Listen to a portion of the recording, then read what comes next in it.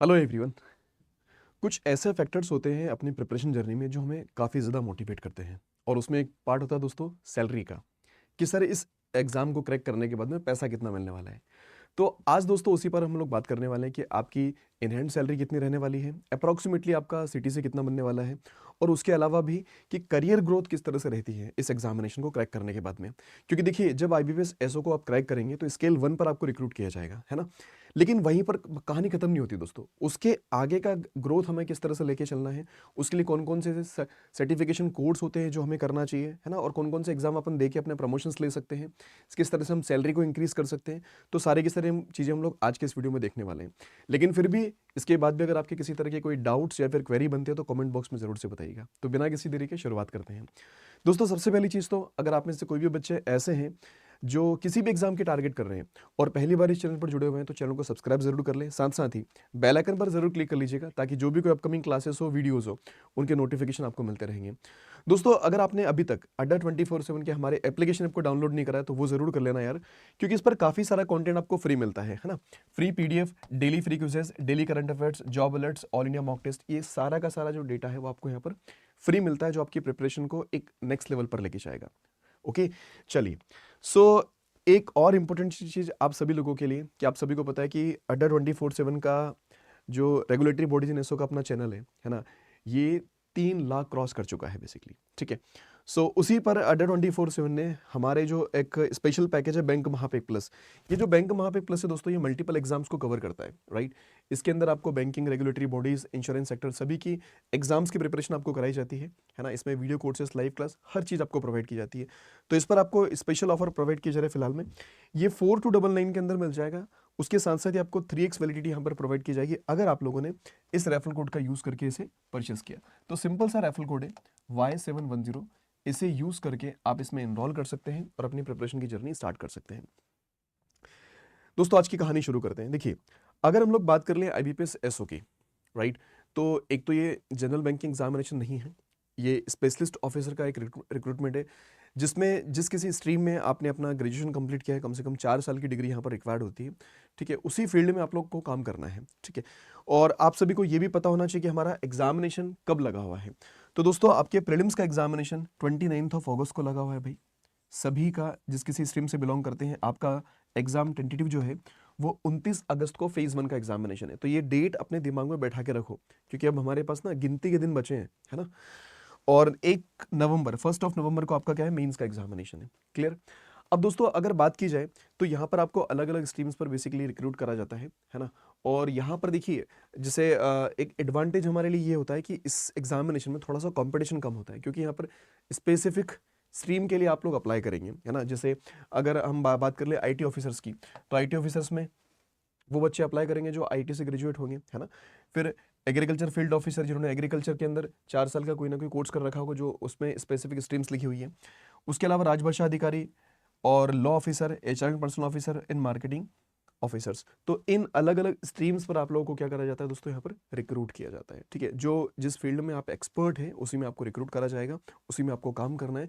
तो ये एक अलग लेवल का मतलब हम लोग के लिए अपने करियर के लिए ना काफ़ी अच्छा रहता है कि जिसमें अपना ग्रेजुएशन किया है वो हम अपनी स्किल्स को वहाँ पर यूज़ कर पाएंगे बेसिकली, ठीक है। अब दोस्तों अगर बात कर लें सैलरी को लेकर कि सर सैलरी वगैरह कितनी क्या मिलती है ना, ठीक है। तो देखिए एक अप्रॉक्सीमेट फिगर हम लोग यहाँ पर रख रहे हैं कि इस अकॉर्डिंग आप लोगों की सैलरी यहाँ पर रहेगी बेसिकली, ठीक है। सैलरी क्या होती है दोस्तों, कभी कभी ना वेरी करती है। वेरी क्यों करती है सर, क्योंकि किस बैंक में आपका सिलेक्शन हुआ है, उसके अलावा आपकी पोस्टिंग कहाँ है, ठीक है। तो दो बड़े फैक्टर्स होते हैं कि पोस्टिंग कहाँ है आप लोगों की और बैंक कौन सा है आप लोग का। तो उसके हिसाब से सैलरी थोड़ी सी ऊपर नीचे चलती रहती है बेसिकली, लेकिन सैलरी काफ़ी बढ़िया है यहाँ पे, है ना। अगर आप as a beginner, as a fresher अगर आप एग्जाम क्रैक करते हो और ऑफिसर के तौर पर आप ज्वाइन करते हो तो आपकी सैलरी बहुत बढ़िया होने वाली है यहाँ पे। देखिए दोस्तों अगर बेसिक पे की अगर बात कर ली जाए यहाँ पर, तो बेसिक पे जो रहता है आपका 48,480 आपका एकदम बेसिक पे रहने वाला है यहाँ पर। और डीएनएस अलाउंस की अगर बात कर ली जाए तो 11,000 आपका 11,601 रुपीज़ आपका डीएनएस अलाउंस लेगा। स्पेशल अलाउंस की अगर बात करें तो 15,921 आपका क्या रहेगा, स्पेशल अलाउंस यहाँ पर रहेंगे अलग अलग तरह के। सीसीए या फिर प्रोजेक्ट एरिया अलाउंस की अगर बात करें तो 1,200 रुपीज़ आपके ये अलाउंस रहेगा। लर्निंग अलाउंस आपका यहाँ पर प्रोवाइड किया जाता है 1,053 रुपीज़ का। सो ये जो ग्रॉस आपकी सैलरी होगी ये अप्रॉक्सीमेटली कितनी बनेगी, 78,000, 255 के आसपास, और ये थोड़ी ऊपर नीचे भी होती है यहाँ पे, है ना। अगर आप लोग यहाँ पर डिडक्शंस की बात कर ले, क्योंकि अलग अलग तरह के आपके डिडक्शंस भी यहाँ पर लगते हैं, जिसके अंदर प्रोफेशनल टैक्स हो गया आपके पास में, है ना। उसके अलावा यूरिन डिडक्शन हो गया आपके पास में, रेंट रिकवरी वाला पार्ट हो गया, स्कोर्ट्स स्कीम्स के अंदर आपके पैसा कटता है यहाँ पे, और एनपीएस कंट्रीब्यूशन के थ्रू आपका पैसा कटता है। तो अप्रॉक्सीमेटली 7,000 के आसपास आप लोगों का यहाँ पर पैसा भी डिडक्ट किया जाता है मेनली, ठीक है। तो ये एक फिगर आपके पास है। सो अगर इस हिसाब से अगर अपन थोड़ा सा देख लें कि भाई हमारी जो अप्रॉक्सीमेटली सैलरी बनने वाली है, सॉरी जो बेसिक पे हमारे पास है वो तो 48,480 रुपीज़ का बेसिक पे होना अपना, ठीक है।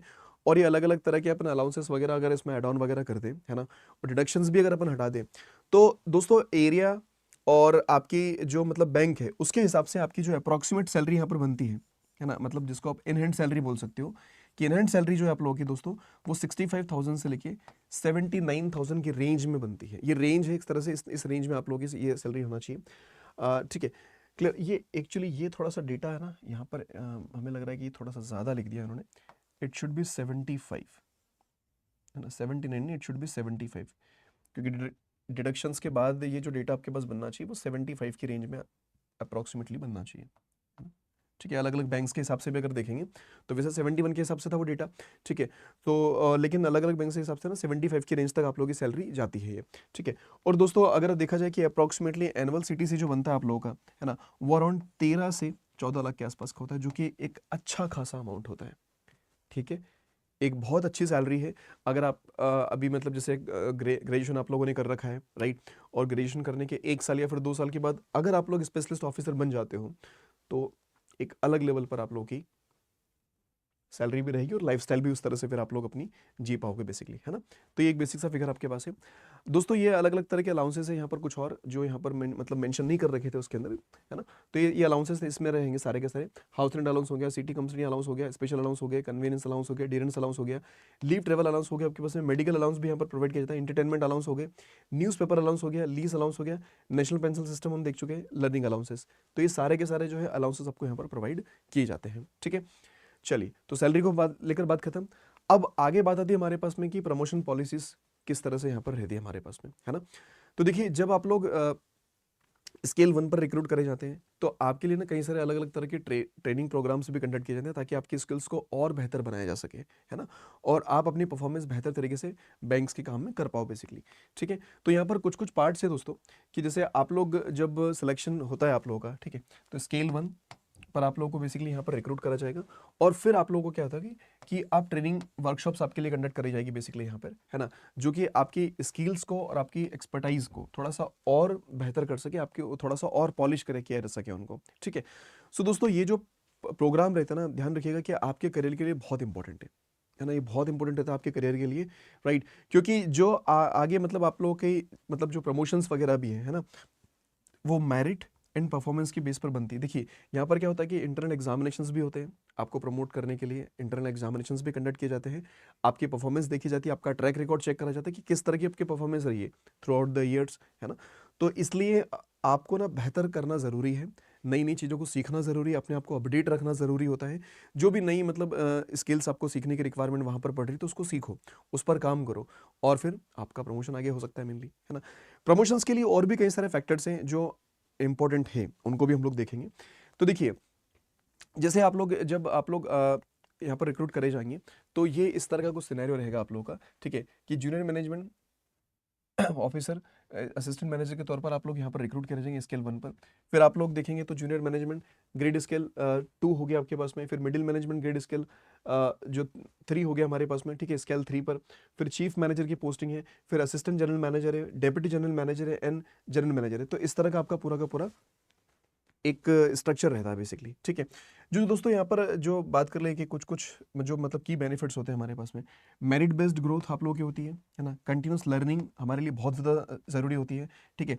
तो बेटर रोल और रिस्पॉन्सिबिलिटीज़, और हमें ना देखो इसमें कई सारे अभी हम देखेंगे आगे फैक्टर्स, कि कई सारी चीज़ें ऐसी होती है जो आपके जो मतलब पूरा का पूरा एक तरह से बायोडाटा बोल सकते हो जो बनता है आप लोगों का, उसमें कई सारे प्लस और माइनस के पॉइंट्स भी बनते हैं, कि भाई आप वो कुछ ऐसे पॉइंट्स होते हैं जो आपके नेगेटिव मार्क्स भी लेके आ सकते हैं आपके ट्रैक में, और कुछ ऐसी चीज़ें होती हैं जिसके थ्रू आप लोग अपने जो मतलब जो भी आपका परफॉर्मेंस वाला पार्ट है उसको उसमें कई सारे पॉजिटिव पॉइंट्स भी आप लोग क्या कर सकते हैं, ऐड कर सकते हैं, है ना, ठीक है। तो कौन कौन सी चीज़ें हैं, अब पहले तो ये देख लीजिए कि किस किस कितने कितने टाइम में हमारा प्रमोशंस होने वाला है। देखिए स्पेशलिस्ट ऑफिसर के तौर पर ये एंट्री लेवल आपकी यहाँ पर जॉब रहेगी। तो जॉइनिंग डेजिग्नेशन पे आप लोग स्केल 1 पर रिक्रूट करे जाएंगे। फिर मैनेजर की पोस्ट पे जाने के लिए कम से कम आपके 2 से 3 साल दोस्तों यहाँ पर लग जाते हैं ना, कम से कम 2 से 3 साल आप लोगों को लगेंगे। तो उस दौरान आपकी परफॉर्मेंस बेहतर होना चाहिए। उसके अलावा अगर सीनियर मैनेजर पर जब स्केल 3 पर आप जब जाएंगे तो कम से कम 5 से 7 साल आपको वहाँ लग जाने वाले हैं, राइट। फिर अगर असिस्टेंट जनरल मैनेजर की अगर बात कर ले एजीएम वाली पोस्ट पे, स्केल 4 की जॉब है, तो यहाँ पर 10 से 12 साल आप लोगों को मिनिमम लग जाते हैं। और कई सारे लोग ऐसे होते हैं जो पहले भी प्रमोशन ले लेते हैं अपना, ठीक है। उसके अलावा डेप्यूटी जनरल मैनेजर की पोस्ट जो है स्केल 5 की जॉब, तो 13 से 16 साल आपको यहाँ लग जाते हैं करीब करीब, है ना। और जनरल मैनेजर की अगर दोस्तों बात करें जीएम लेवल पर, तो ये स्केल 6 की जॉब है, तो 17 से 20 साल जो है अप्रॉक्सीमेटली यहाँ पर लग जाते हैं, ठीक है। और ये चीफ जनरल मैनेजर की जो बात है ना, ये एक एक्सेप्शनल परफॉर्मेंस, आपका वही ट्रैक रिकॉर्ड वगैरह सारा चेक करा जाएगा, तो वहाँ तक भी आप लोग जा सकते हो। तो स्केल 1 पर रिक्रूट होने के बाद ये नहीं कि आप रुक गए, है ना। कभी भी लर्निंग बंद नहीं करनी है, हमें सीखते रहना है, क्योंकि हमें आगे भी तो प्रमोशन चाहिए ना, ठीक है। ये अलग बात है कि दोस्तों कई बार क्या होता है कि कई सारे लोग प्रमोशंस अवॉइड कर देते हैं। अवॉइड करने का क्या रीज़न है सर?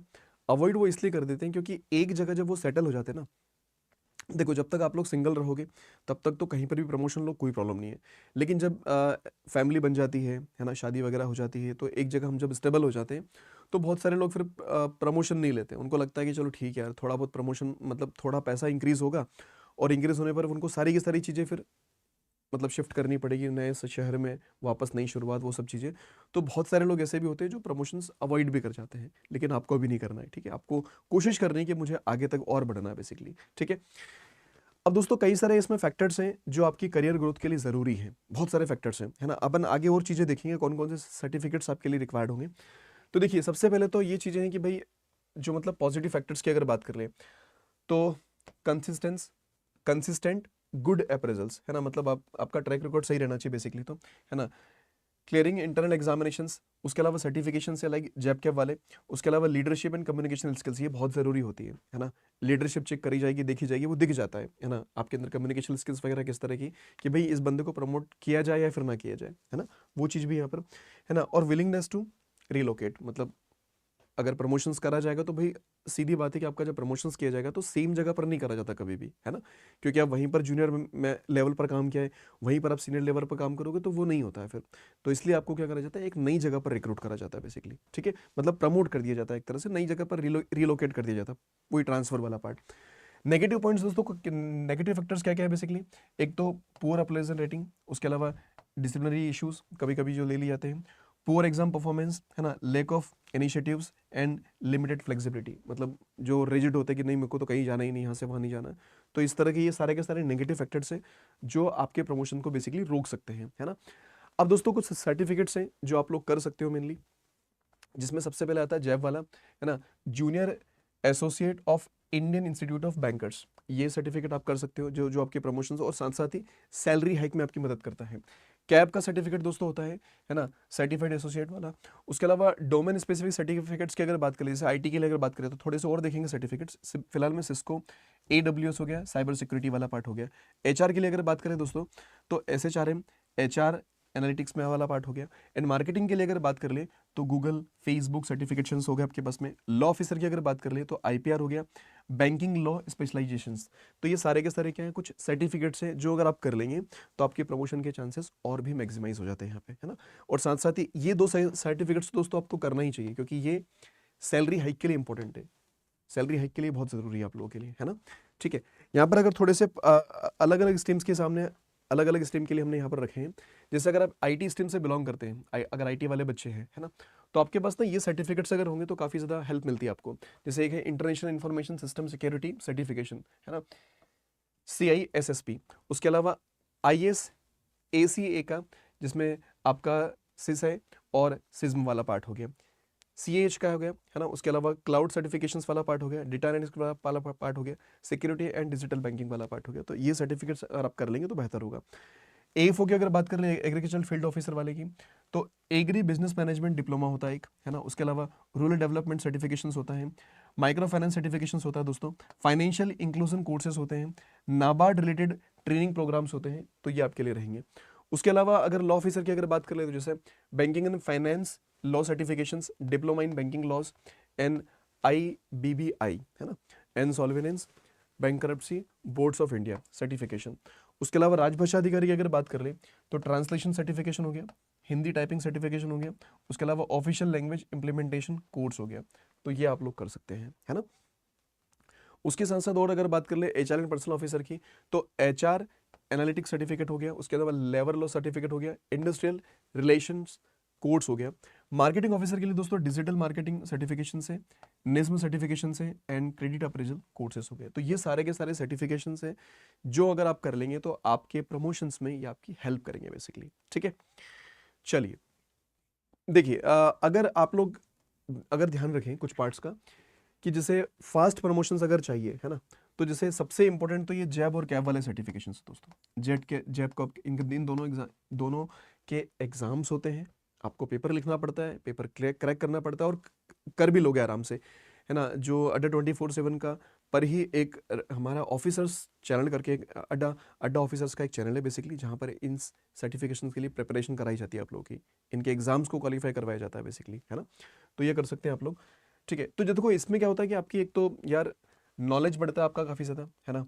आपकी कॉन्सेप्चुअल क्लैरिटी काफ़ी ज़्यादा और बढ़ती है इसको लेकर, ठीक है। प्रोवाइड्स इंक्रीमेंट बेनिफिट्स, ये बहुत ज़्यादा ज़रूरी, सैलरी हाइक तो चाहिए रहेगा ना। अगर वहीं पर काम कर रहे हो, एक ही जगह पर आपको काम कर रहे हो और वहीं पर अगर आपको मतलब सैलरी हाइक करनी है तो इसके लिए बहुत ज़रूरी है आप लोगों का, ठीक है। और प्रमोशन एंड इंटरव्यूज़ के लिए तो ज़रूरी है ना। उसके अलावा दोस्तों इंटरनल प्रमोशंस जो होते हैं, एग्जामिनेशंस, मतलब इंटरनल प्रमोशंस के लिए भी एग्जामिनेशंस कंडक्ट किए जाते हैं आप लोगों के। तो उसके लिए आप लोग क्या कर सकते हो, सिलेबस को देख लो कि क्या सिलेबस होता है उसका, राइट। पैटर्न समझ लो, प्रीवियस पैटर्न, मतलब जैसे जो भी एम्प्लॉयज़ हैं, सीनियर्स हैं, उनसे थोड़ा सा बात कर सकते हो आप लोग कि किस तरह का एग्जामिनेशन होता है, इंटरनल एग्जामिनेशन में क्या क्या चीज़ें होती हैं, है ना। उसको थोड़ा एनालाइज कर सकते हो आप लोग। उसके अलावा रेगुलर रिविजन आप लोग कर सकते हो, है ना। और प्रोफेशनल नॉलेज वाला जो पार्ट है, जो जिस किसी स्ट्रीम से आप बिलोंग करते हो, उसको तो छोड़ना नहीं, उसको तो और खंगालते रहना है कि उसके अंदर नई नई चीज़ें क्या ऐड ऑन करी गई है, ठीक है। क्योंकि उसी डोमेन से अगर आप हैं तो उसी से आप लोगों का क्वेश्चन पेपर वगैरह बनेगा, है ना।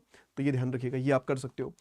उसके अलावा दोस्तों एनुअल अप्रेजल रिपोर्ट जो होती है उसको आपको बेहतर, उसको सही रखना है एकदम। अगर आपको जल्दी प्रमोशन चाहिए तो इस पर आपको काम करना है, ठीक है। कि बिजनेस टारगेट जो भी आपको दिए जाए वो आप अचीव कर पाओ, है ना। जो भी काम के लिए आपसे कहा जाए उसके लिए इनिशिएटिव हमेशा दिखाया करो आप लोग, ठीक है। जो भी रिस्पॉन्सिबिलिटीज आपको ली जाती है तो आप आगे लेके करा करो कि हाँ भाई मैं रिस्पॉन्सिबिलिटी था उस चीज़ की, ठीक है। वो एक लीडरशिप क्वालिटी आपके अंदर डेवलप करेगी धीरे धीरे, ठीक है। उसके अलावा डेमोस्ट्रेट लीडरशिप क्वालिटी, जैसे धीरे धीरे आपको करना ही है उसको, है ना। अगर प्रमोशन चाहिए, अच्छा करना है तो भाई दिखना भी ज़रूरी होता है ना, काम करना ज़रूरी होता है। एक चीज़ होती है दोस्तों कि एक्सेप्ट ट्रांसफर, जैसा हमने पहले भी कहा था आप लोगों से कि कई सारे लोग ट्रांसफर अवॉइड करते हैं, लेकिन आप लोग क्या करो, फ्लेक्सिबल रहो उस चीज़ को लेकर, ठीक है। सो जैसे डू नॉट अवॉइड रूरल और चैलेंजिंग पोस्टिंग्स, वो बिल्कुल नहीं करना चाहिए।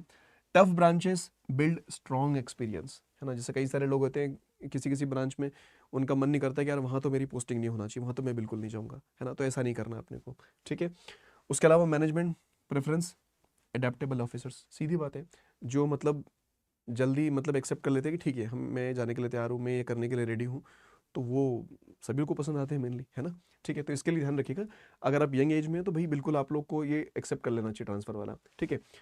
और देखो जो भी मतलब हम जिस किसी स्ट्रीम से बिलोंग करते हैं उसमें लर्निंग तो ज़रूरी है यार, सीखते रहना चाहिए। जैसे हम अगर अपनी भी बात करें तो आज भी हम सीखते रहते हैं कुछ ना कुछ कि यार इस चीज़ को और बेहतर किस तरह से करा जाए। हर मतलब हर टीचर ये करता रहता है कि वो हर चीज़ मतलब कुछ ना कुछ नया करने की कोशिश करते रहते हैं बेसिकली, है ना। तो आप लोग भी जब ज्वाइन कर लोगे तो उसके बाद ध्यान रखिएगा आपको कि रुकना नहीं है वहाँ पर, कुछ ना कुछ नया सीखते रहना बेसिकली, ठीक है।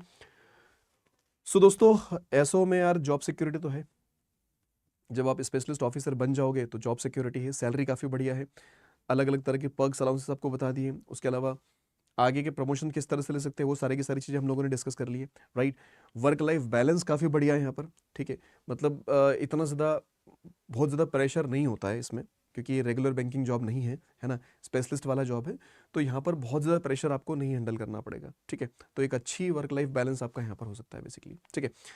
देखो ये सारे के सारी चीज़ें तो हैं, मतलब ये कुछ फैक्टर्स अगर आप देखोगे, जैसे कि गुड सैलरी है, वर्क लाइफ बैलेंस अच्छा है, लॉन्ग टर्म ग्रोथ अच्छी है यहाँ पर, है ना।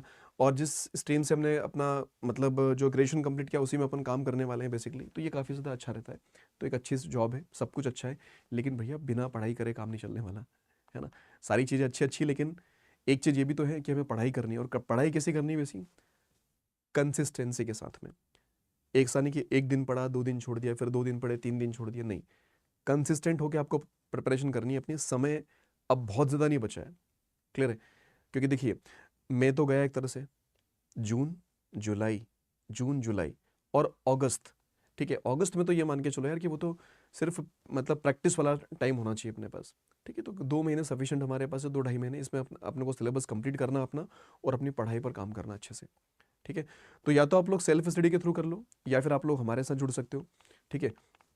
और अड्डा 24/7 के साथ जुड़कर आप लोग क्या कर सकते हो, अपनी प्रिपरेशन कर सकते हो यार। तो फिलहाल में ऑफर भी लाइव चल रहा है, अगर आप ज्वाइन करना चाहें अड्डा 24/7 के कोर्सेज तो मोस्ट वेलकम। किस तरह से एनरोल कर सकते हो एक बार ज़रा वो देख लीजिएगा, जो भी बच्चे ऐसे हैं जो एनरोल करना चाहते हैं। तो यार देखो, अगर आपको एनरोल करना है हमारे कोर्सेज के अंदर तो क्या करें, आप लोग अड्डा 24/7 की वेबसाइट पर पहले विजिट करिए, ठीक है। और विजिट करने के बाद में आप लोग ऑल कोर्सेज में जाइए, यहाँ पर देखिए फर्स्ट लिंक पर जाइएगा, और इसमें जाने के बाद ये जो ऑल कोर्सेज है इस पर क्लिक कर लीजिए। लेफ्ट हैंड साइड पे दिखेगा रेगुलेटरी बॉडीज एंड एसओ, है ना। तो यहाँ पर एसओ के बैचेस आपको दिख जाएंगे, आईबीपीएस एसओ का ये रहा, आईबीपीएस एसओ वाला पार्ट।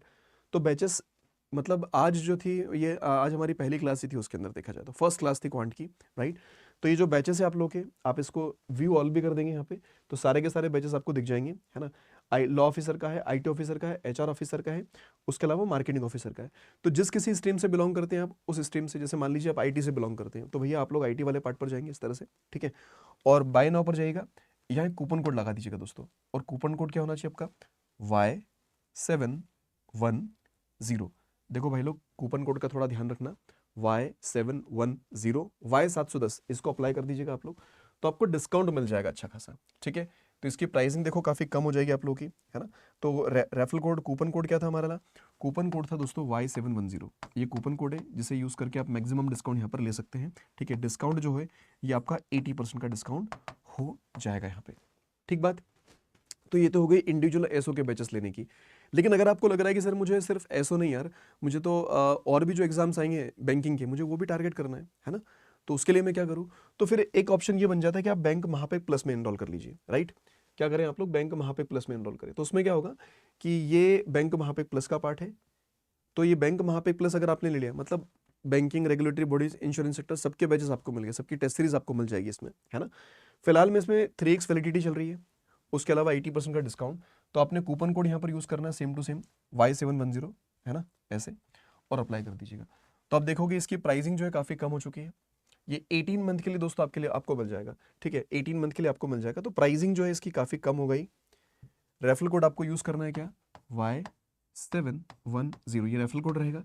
तो डिस्काउंट आपका 80% का यहाँ पर हो जाएगा, उसके साथ साथ ही आपको 3x वैलिडिटी भी यहाँ पर मिलेगी, क्लियर है। तो जो कोई बच्चे इंटरेस्टेड है, मोस्ट वेलकम, आप एनरोल कर सकते हो। और अगर कोई डाउट क्वेरी हो तो कमेंट बॉक्स में ज़रूर से बताइएगा। ध्यान रखिएगा, अभी भी इस एग्जाम को क्वालिफाई करना पॉसिबल है with the right sources and right resources, ठीक है। चलिए, thank you so much, bye bye, take care, all the best.